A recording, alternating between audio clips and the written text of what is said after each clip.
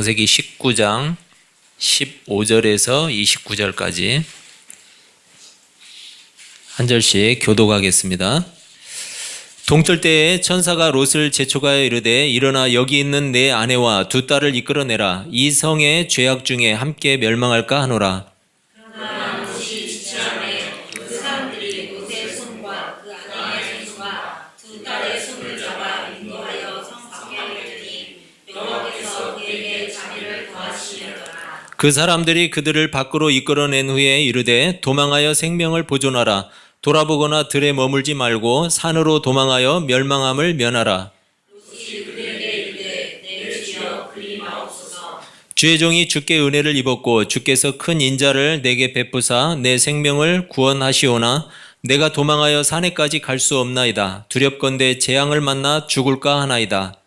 보소서 저 성읍은 도망하기에 가깝고 작기도 영원히 나를 그곳으로 도망하게 하소서. 이는 작은 성읍이 아니니까 내 생명이 보존되리이다.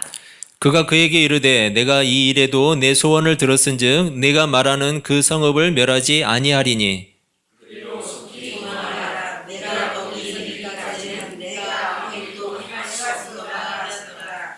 그러므로 그 성읍 이름을 소알이라 불렀더라. 롯이 소알에 들어갈 때에 해가 돋았더라.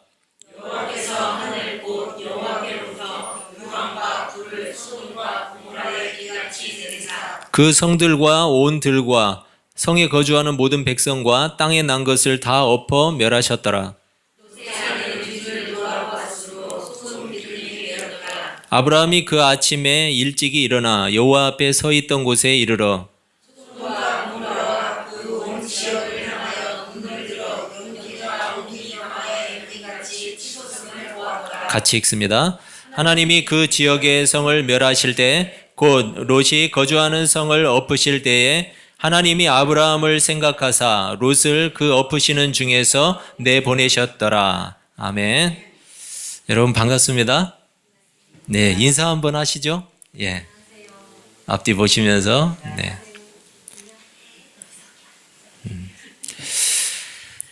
날씨가 이렇게 좋은데 놀러 가고 싶죠? 어디 좋은 데로? 예, 공기가 나빠서 놀러 가면은 손해 볼 것 같아요. 그런데 날씨가 좋을 때는 놀러도 가야죠. 예. 그런데 여러분 더 좋은 자리에 나오신 여러분 하나님의 은혜의 강가로 가까이 놀러 가시기를 바랍니다. 인생에는 기회가 찾아오기도 하고 위기가 찾아오기도 하죠. 누구든지 자신에게 찾아온 기회는 붙잡고 싶어 해요. 어떻게 하든지. 하지만 반대로 위기를 맞는 일은 피하고 싶어 하죠. 그런데 인생이 마음먹은 대로 되는 게 아니잖아요. 그렇죠? 내가 기회를 잡고 싶다고 잡아지는 게 아니고 또 위기를 맞지 않고 싶다고 그래서 위기가 나를 피해가는 것만도 아니고 인생은 마음대로 되지 않아요. 자신이 가진 것을 다 잃었다고 생각할 때 사람들의 반응은 제각각 달라요. 어떤 사람은 삶을 포기하는 사람이 있어요. 내가 세상에 모든 것을 다 잃었다라고 생각할 때 삶을 포기해버리는 사람이 있어요. 그런가 하면 어떤 사람은 날마다 괴로워하면서 방황하는 사람이 있어요. 그런데 또 어떤 사람은 다시 일어서서 용기를 가지고 다시 시작하는 사람이 있어요. 여러분 다 잃어버렸다고 하는 그것이 사람인 경우가 있어요. 특히나 부모가 자식을 잃었을 때 여러분 다 잃은 거잖아요. 사랑하는 사람을 잃었을 때 그 상실감이라는 것은 당해보지 않은 사람은 알 수가 없겠죠. 저도 잘 몰라요. 그런데 그 아픔은 상상해 볼 수 있어요. 왜? 자식이 있기 때문에. 여러분 세월호를 통해서 그 자식을 잃어버린 사람들 그 눈에 눈물을 보면서 지겹다라는 말을 할 수 있을까요? 그럴 수 없을 거예요. 어떤 사람은 그 다 잃어버렸다고 하는 것이 재물인 경우도 있어요. 여러분 보증을 섰다가 안 좋은 일을 당하는 사람들도 있고 그리고 사업을 하다가 또 어떤 사람은 대출을 받았다가 안 좋은 일을 겪는 사람들이 참 많죠. 그리고 어떤 사람은 건강을 잃어버리는 경우도 있어요.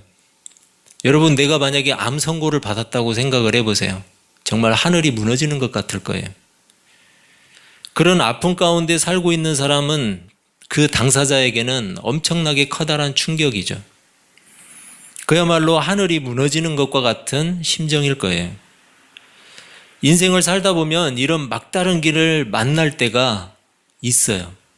그죠? 여러분도 아마 있었을 수도 있고, 그리고 만날 수도 있어요. 가급적이면 안 만났으면 좋겠지만. 그래서 이렇게 하늘이 무너지는 것과 같은 심정이 어떤 심정일까라는 것을 생각하면서 제가 제목을 그렇게 정해봤어요. 뭐라고 정했죠? 하늘이 무너져도 솟아날 구멍이 있는 이유. 오늘 본문에 등장하는 롯이라는 사람은 지금 인생 최대의 위기를 만났어요. 삼촌 아브라함과 헤어져서 어렵게 소돔 땅에 들어가서 정착을 했어요. 여러분, 소돔에 들어간 롯이 그 땅에서는 이방인이었기 때문에 소돔에 살고 있던 사람들로부터 얼마나 많은 차별을 받았을지는 우리가 상상해 볼 수가 있어요. 우리나라 땅에도 결혼을 통해서 들어와 있는 그 여성들이 많죠. 동남아시아에 있는 그 여성들. 그 사람들을 저는 가끔 자주 봐요. 자주 보는데 그 사람들 보면 왠지 모르게 측은한 마음이 들어요. 이 머나먼 타국 땅에 와서 얼마나 힘들까 이런 생각이 들어요.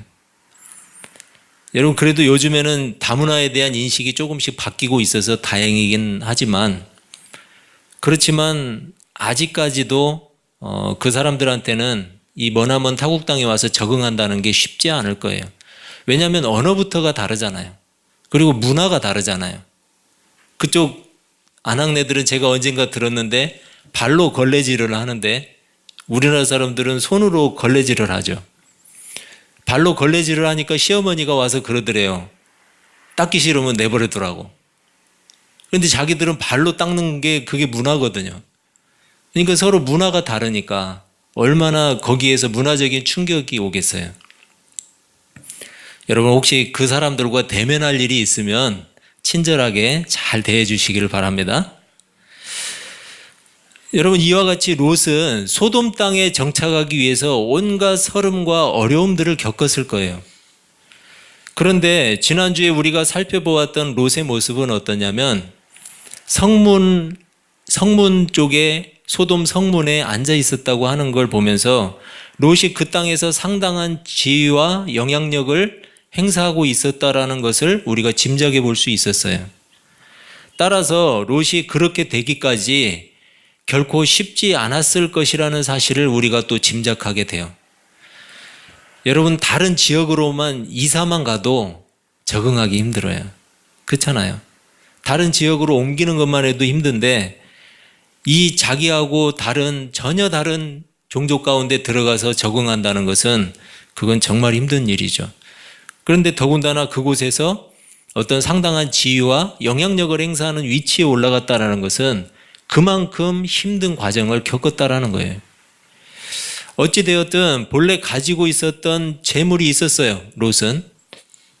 그리고 그 땅에서 얻게 된 지위까지 있었어요. 롯이 이제 그 땅에서 부러울 것이 없는 형통한 삶을 살게 된 거예요. 그런데 이게 무슨 일이에요? 지금 롯은 그 모든 것을 다 버려두고 떠나야 하는 상황이 된 거예요. 이제 곧 소돔과 고모라 지역에 하나님의 심판이 임박한 상황이 닥친 거예요. 두 천사는 그 사실을 알고 있었기 때문에 롯에게 그의 아내와 두 딸을 데리고 빨리 성 밖으로 피신하라고 말을 하죠. 그런데 16절을 보니까 롯의 반응이 이렇게 돼 있어요. 그러나 롯이 지체하매. 롯이 지체하고 있어요. 성경은 하나님의 심판이 임박한 급박한 상황 속에서 롯이 지체하고 있다는 사실을 강조하고 있어요. 당시 롯이 왜 지체할 수밖에 없었는지 우리가 알 수 있죠. 그동안 자신이 쌓아온 부와 명예와 누리던 모든 것이 어디에 있어요? 그 땅에 있잖아요. 그 땅에 있는데 그것을 다 내려놓고 나가야 되는 거예요. 우린 이런 롯의 태도를 보면서 롯이 어리석다고 말을 하죠. 정말 어리석은 사람이다. 저런 상황에서 무슨 그게 필요가 있는가? 자신의 목숨이 달린 상황 속에서 자신이 누리던 것들에 집착하고 있는 모습, 이 모습을 보면서 우리는 롯이 어리석다고 이야기를 해요. 그런데 정작 우리 자신을 보면서는 어리석다는 생각을 별로 못해요. 누가복음 12장을 보면 한 부자의 이야기가 나와요. 이 부자가 열심히 농사를 지었어요. 그래서 많은 수확물을 얻었어요. 이 수확물을 얼마나 많이 얻었는지 자신의 집에 있는 곡간에 쌓아두기가 부족했어요. 곡간이 부족했어요. 그래서 곡간을 헐어버리고 더 큰 곡간을 지었어요. 그 큰 곡간에 이제 여러 해 동안 먹고 마시고 누릴 곡식과 물건들을 쌓아두었어요. 그리고 나서 자기 자신에게 이렇게 이야기를 해요. 인생아, 이제 여러 해 동안 쓰기에 넉넉한 재산을 가졌으니 편히 쉬고 먹고 마시면서 인생을 즐겨라. 자기 자신에게 이야기해 주는 거예요. 여러분, 그런데 하나님이 말씀하셨어요. 어리석은 사람아, 오늘 밤에 너의 영혼을 내가 데려가면 네가 준비한 것들은 다 누구의 것이 되겠느냐? 롯이 쌓아놓은 그 땅의 부와 명예들이 아무리 귀하다고 해도 목숨보다 귀한 것이 될 수는 없어요. 마찬가지로 우리가 이 땅에서 수고로 얻게 된 소유물들이 아무리 귀한들 목숨보다는 귀하지 않다라는 거예요.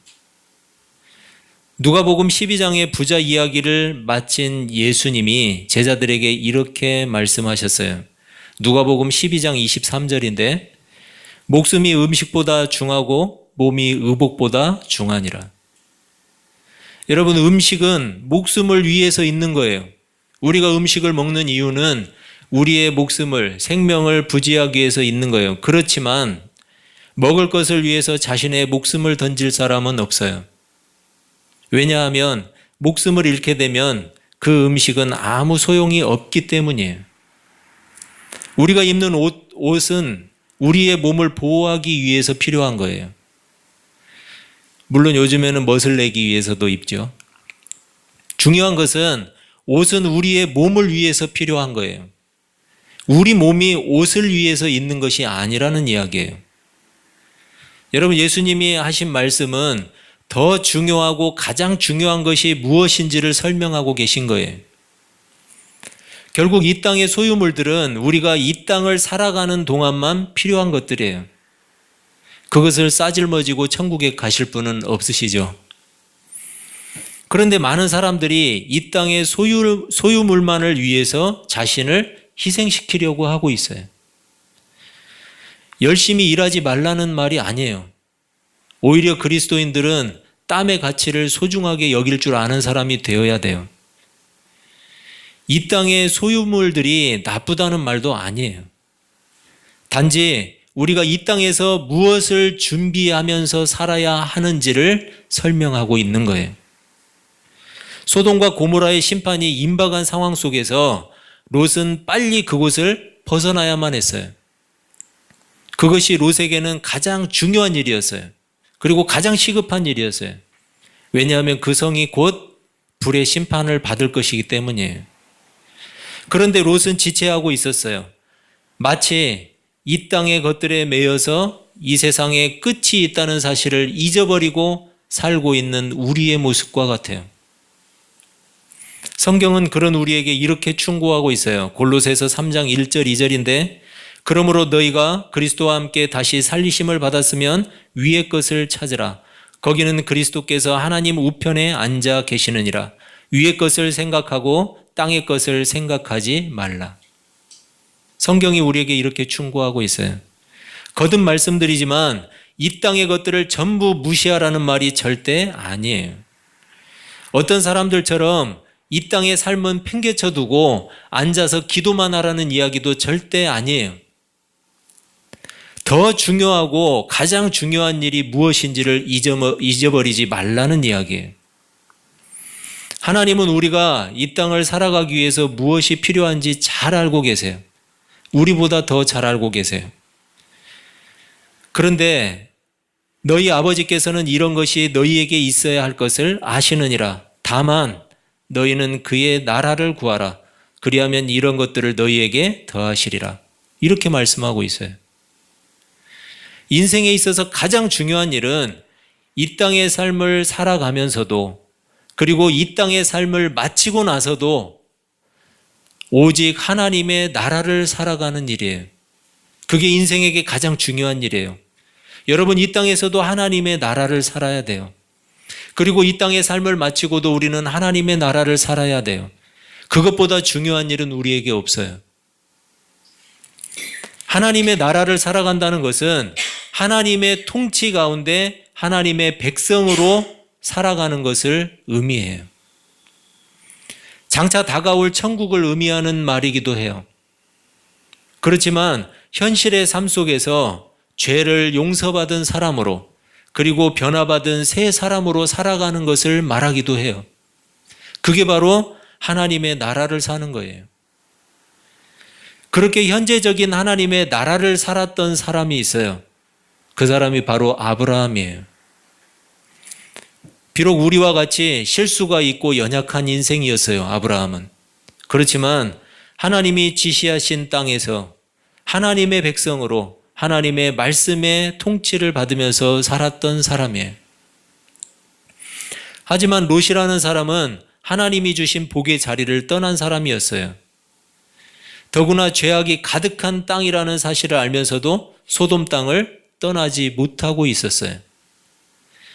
그리고 지금 그 땅에 남아있는 미련 때문에 심판의 불 앞에서 지체하고 있어요. 할 수 없이 천사들은 롯과 그의 아내와 두 딸의 손을 잡고 성 밖으로 빠져나와요. 어리석은 롯에게 베푸신 하나님의 마지막 긍휼이었어요. 천사들은 말하죠. 돌아보거나 들에 머물지 말고 산으로 도망하여 멸망함을 면하라. 롯의 아내는 이 경고를 따르지 않고 불순종해요. 그래서 소금 기둥이 되었다고 성경이 말하고 있어요. 여러분, 어떻게 해서 소금 기둥이 되었는지 과학적으로 풀려고 하지 마세요. 성경이 말하는 건 이 사람이 어떻게 소금 기둥이 되었는지 과학적으로 한번 풀어봐라, 수수께끼를 내는 게 아니에요. 소금 기둥이 되었다, 단정 짓고 있어요. 여러분, 여기에는 초자연적인 역사가 있는 거예요. 하나님은 초자연적인 역사 위에 계신 분이에요. 심판하시는 하나님의 행위에 대해서 인간이 구경할 수 없다는 것을 말하기도 해요. 롯 역시 산에까지는 가기가 어렵다고 말을 하고 있어요. 그래서 소돔 가까이에 있는 소알이라고 하는 작은 성읍으로 도망을 했어요. 여전히 소돔 땅에 대한 미련과 아쉬움으로 그 가슴 속에 남아있는 것을 암시하고 있는 거예요. 여러분, 본문 23절에서는 또 이렇게 이야기를 해요. 롯이 소알에 들어갈 때에 해가 돋았더라. 말라기서 4장 1절 2절 말씀인데 제가 읽어드릴게요. 만군의 여호와가 이르노라. 보라, 영광로 불같은 날이 이르리니 교만한 자와 악을 행하는 자는 다 지푸라기 같을 것이라. 그 이르는 날에 그들을 살라 그 뿌리와 가지를 남기지 아니할 것이로되 내 이름을 경외하는 너희에게는 공의로운 해가 떠올라서 치료하는 광선을 비추리니 너희가 나가서 외양간에서 나온 송아지같이 뛰리라. 여러분, 해가 돋았다라는 표현은 하나님의 백성에게 구원을 암시하는 표현이에요. 하지만 반대로 악인에게는 하나님의 심판과 멸망을 암시하고 있어요. 여러분, 이것은 하나님의 빛의 광선이 와가지고 우리 몸을 쬐어가지고 치료하는 이런 이야기 표현이 아니에요. 거기다 사용하지 마시고, 이것은 죄에 빠진 우리가 하나님의 그 은혜로운 영광의 빛을 보고 구원의 빛을 보고 구원의 자리로 나왔다라는 것을 의미하는 이야기예요. 우리의 구원 이야기예요. 소돔과 고모라는 그렇게 철저한 하나님의 심판을 받게 돼요. 본문 24절에서 표현하듯이 유황과 불이 어떤 자연현상이나 우연에 의해서 발생된 것이 아니에요. 어떤 학자는 그렇게 이야기를 해요. 그 지역에 우연히 자연현상이 발생해서 그 땅이 불에 탔다. 절대 그렇지 않아요. 24절을 보면 여호와께로부터 그 유황과 불이 내려졌다고 이야기하고 있어요. 여러분, 내려지는 심판이 분명히 하나님께로부터 이루어졌다라는 사실을 강조하는 거예요. 계시록 9장 18절을 보면 이 세 재앙 곧 자기들의 입에서 나오는 불과 연기와 유황으로 말미암아 사람 3분의 1이 죽임을 당하니라. 또 14장 9절 10절을 보면 또 다른 천사 곧 셋째가 그 뒤를 따라 큰 음성으로 이르되 만일 누구든지 짐승과 그의 우상에게 경배하고 이마에나 손에 표를 받으면 그도 하나님의 진노의 포도주를 마시리니 그 진노의 잔에 섞인 것이 없이 부은 포도주라. 거룩한 천사들 앞과 어린 양 앞에서 불과 유황으로 고난을 받으리니. 여러분, 계시록에서도 마찬가지로 불과 유황의 이미지를 사용하고 있어요. 이러한 유황과 불의 이미지를 통해서 하나님은 우리에게도 최후에 있을 심판을 경고하고 있는 거예요. 물론 하나님의 백성에게는 구원의 완성을 위한 심판이 될 것이지만 하나님의 심판에 대한 경각심은 우리 모두가 반드시 기억해야 되는 거예요. 여러분, 여기에 나오는 이마에나 손에 표를 받는 것도 베리칩을 이야기하는 게 절대 아니에요.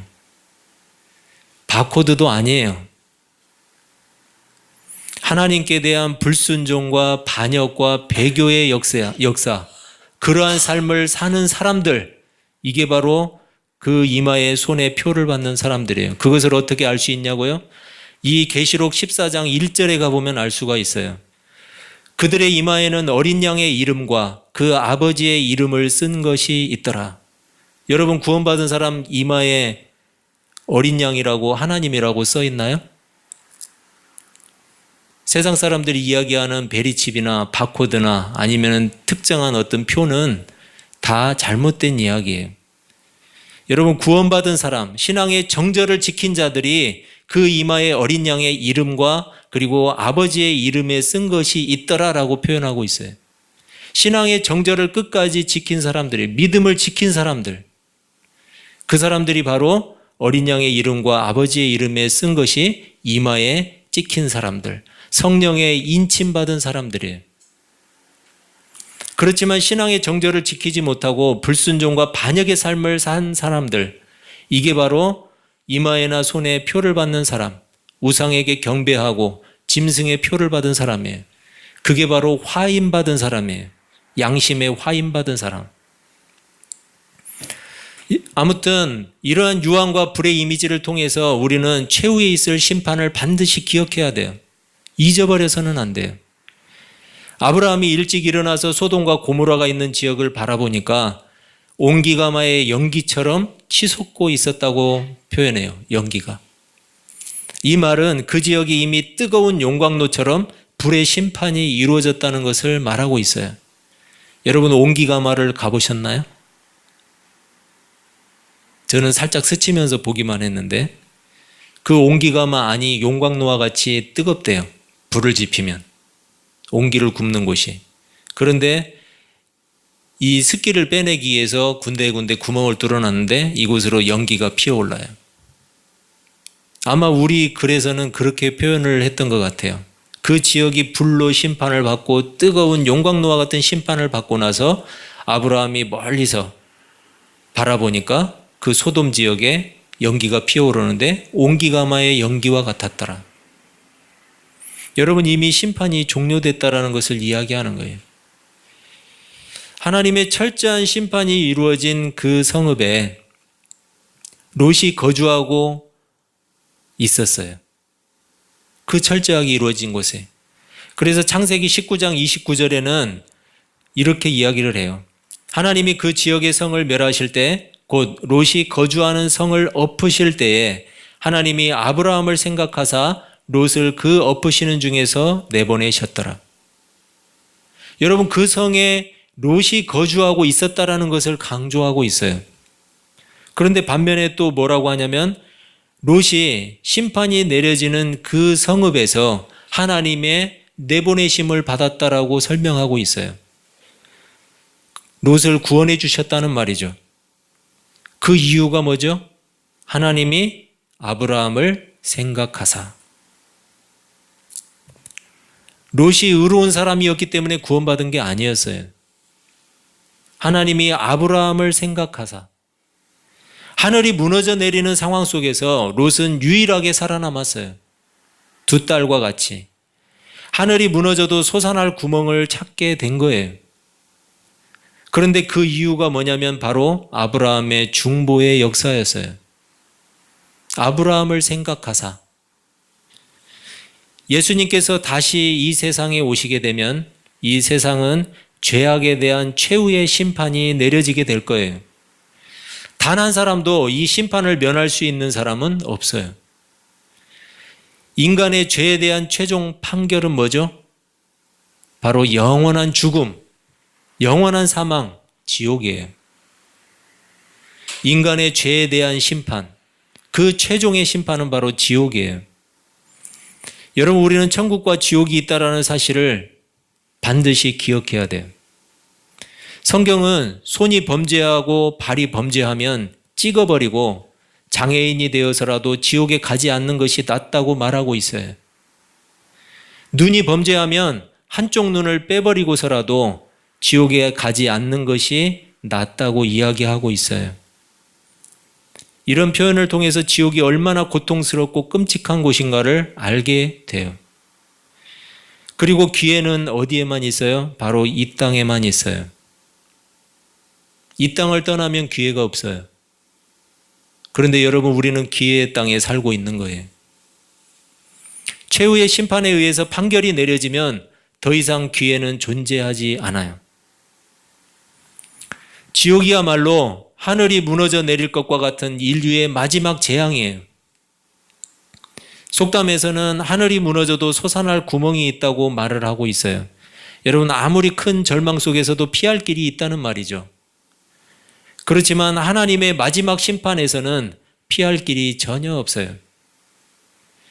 오직 그리스도의 사람들에게는 하늘이 무너져도 솟아날 구멍이 있어요.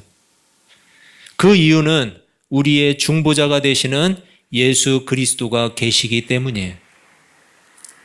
우리의 죄를 대속하신 그 은혜로 말미암아 우리가 피할 길을 얻게 되는 거예요. 여러분, 우리가 바로 하늘이 무너져도 솟아날 구멍이 있는 택하신 구원의 백성이라는 사실을 반드시 기억할 수 있기를 바랍니다. 이 구원의 은총이 얼마나 큰 감격인지, 그리고 얼마나 큰 감사의 제목인지는 우리가 천국을 들어가 보면 알게 되겠죠. 여러분과 제가 천국에 들어가는 날 우리는 반드시 알게 될 거예요. 아, 이게 내가 살아가는 동안 얼마나 큰 감격이었는가, 얼마나 큰 감사의 제목이었는가. 우리가 그 마음을 지금 가지고 이 땅을 살아간다면 그 사람은 정말 크게 복된 사람이에요. 여러분, 구원의 백성이 살아가는 방식은 바로 위의 것을 구하는 신앙이에요. 이 땅의 것에 얽매여서는 안 돼요. 이 땅의 것은 이 땅을 살아가는 데에만 필요해요. 그렇지만 하나님은 이 땅에서 우리가 가장 중요한 것을 준비하기를 원하세요. 그것은 바로 우리가 이루게 될 하나님의 나라예요. 우리는 이 땅에서 살아가는 동안 하나님의 나라를 살아야 돼요. 하나님의 백성으로 하나님의 다스리심을 받으면서 살아가야 돼요. 그리고 그러한 삶을 마치고 나서도 하나님께서 장차 우리에게 완성시켜 주실 하나님의 나라를 들어가야 되는 거예요. 여러분, 우리는 그렇게 하늘이 무너져도 솟아날 구멍이 있는, 이유가 있는 사람들이에요. 그 귀한 삶을 낭비하지 마시고 최선을 다해서 열심히 믿음으로 살아가시기를 바랍니다. 이 땅의 것에 얽매이지 않고 하늘의 것, 하나님의 나라를 구하시는 수준 높은 그리스도의 사람들이 되시기를 주님의 이름으로 축복합니다. 기도하겠습니다.